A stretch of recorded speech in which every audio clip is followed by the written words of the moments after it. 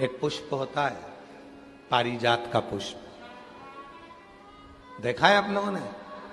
पारिजात का पुष्प, उस पुष्प को तोड़ा नहीं जाता,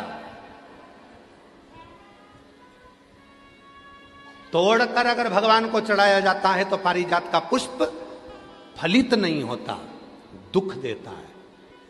वो पुष्प का नियम है बाबा जी, वो पारिजात का पुष्प जमीन पे गिरे और उसको उठाया जाए, बिना धोए शिव जी को चढ़ाया जाए तो अनेक फल प्रदान कर देता है।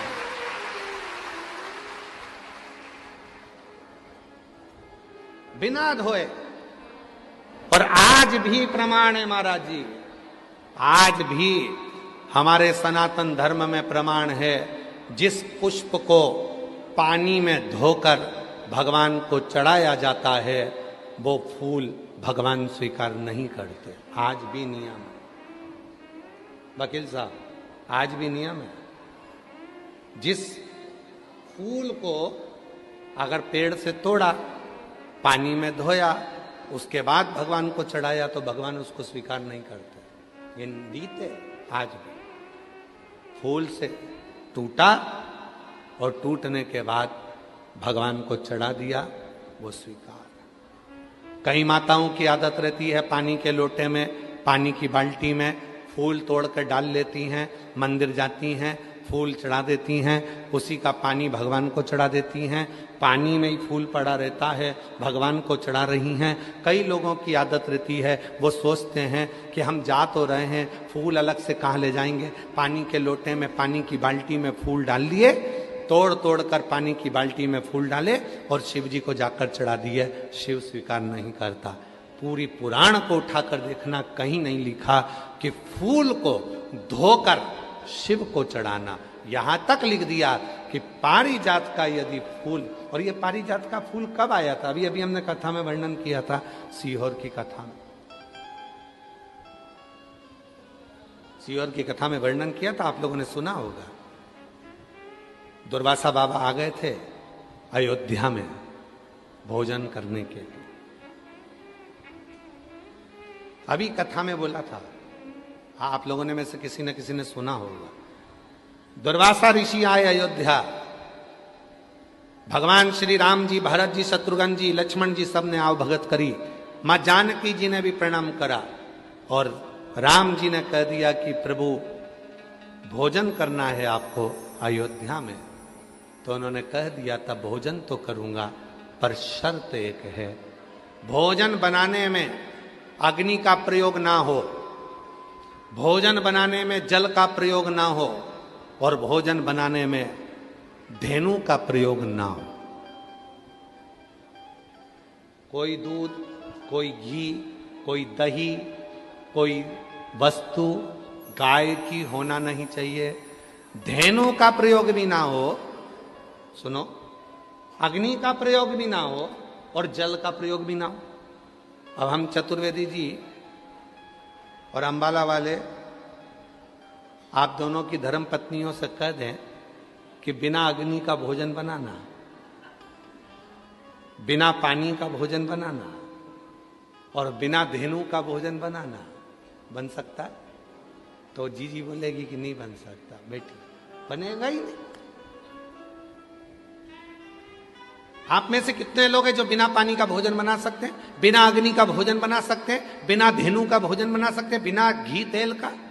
और राम जी से क्या कह रहे हैं दुर्वासा जी कि मुझे अगर भोजन कराना है तो बिना अग्नि का, बिना पानी का और बिना धेनु का। और दूसरा, मैं सरयू जी का स्नान कर कर आऊंगा और भगवान शिव की पूजन करूंगा, तो मुझे वो पुष्प ला कर देना जिस पुष्प को अयोध्या और संसार के लोगों ने कभी नहीं देखा हो, कभी नहीं देखा हो। ऐसा पुष्प मुझे चाहिए अयोध्या में शिव जी की पूजन के लिए। दुर्वासा जी ने ये डिमांड रख दी। वो तो भगवान को धन्यवाद देना कि सीहोर वाला बाबा डिमांड नहीं रखता। दुर्वासा जी ने डिमांड रखी कि अग्नि में बना हुआ भोजन नहीं चाहिए, पानी से बना हुआ भोजन नहीं चाहिए, धेनु से निर्मित भोजन नहीं चाहिए, और वो फूल शिव जी की पूजन में चाहिए जो पूरी दुनिया ने ना देखा हो, पृथ्वी पर किसी ने नहीं देखा हो, वो फूल चाहिए, वो पुष्प।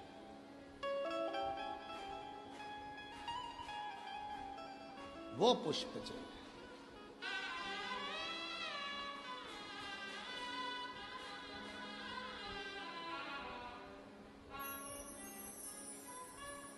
बहुत अच्छा है जो सीहोर वाला बाबा ज्यादा डिमांड नहीं रखता। ये जितने लोग सोशल मीडिया पे बोलते हैं ना कि बाबा इतनी डिमांड, बाबा इतनी डिमांड, तो ये तो छोटी मोटी है। भारी डिमांड होना चाहिए, हल्के फुल्के थोड़ी ना है। विश्वनाथ जी के बेटे हैं, शिव के पुत्र हैं, कोई छोटे मोटे। अब राम जी चिंता में पड़ गए। राम जी के समझ में नहीं आया कि मैं ऐसा भोजन, सीता जी से पूछा तुम बना दोगी? सीता जी बोली बिना आगी के और बिना पानी के, बिना घी तेल के कोई भोजन बनेगा? पूरे अयोध्या में दिखवाया ऐसा कोई फूल जिसको किसी ने नहीं देखा हो। बाबा वशिष्ठ के पास गुरु जी ने कह दिया एक पत्र लिखो, इंद्र के लिए छोड़ दो। उस पत्र में लिखना 2 वृक्ष भेज दो, 2 वृक्ष,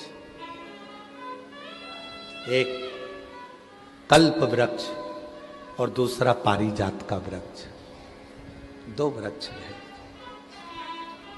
पत्र गया और वो पत्र इंद्र के चरणों में जाकर गिरा, तो पत्र पढ़ते से ही इंद्रदेव ने 2 वृक्ष भेजे। कौन कौन से वृक्ष भेजे? एक कल्प वृक्ष, एक पारिजात। कल्प वृक्ष इसलिए भेजा गया कि राम जी ने हाथ जोड़े कल्प वृक्ष के और कहा कि भोजन दे दो। कल्प वृक्ष से जो मांगो वो मिल जाता है। बना हुआ भोजन सामने आ गया, ना अग्नि लगी, ना पानी लगा, ना धेनु लगी, और भोजन दुर्वासा जी के सामने। दूसरा पारिजात का वृक्ष आया, जिस पारिजात के फूल को किसी ने नहीं देखा था, वो राम जी ने दुर्वासा जी को दिया शिव जी को चढ़ाने के लिए। और वो फूल जो जमीन पर पड़े थे वो राम जी बीन कर दुर्वासा जी को दिए थे, शिव ने स्वीकार किए थे। शंकर भगवान उसी क्षण राम जी की साक्षी में कहते हैं सुनो राघव, आज भूमि पर पड़ा हुआ ये पुष्प तुम्हारे हाथ का स्पर्श पाकर मेरे पास आया है। आज के बाद संसार का मनुष्य जब पारिजात का फूल मुझे देगा तो वो तोड़ कर देगा तो फल नहीं मिलेगा, पर भूमि पर पड़ा हुआ देगा तो मैं राम के रूप में उसको स्वीकार करूं।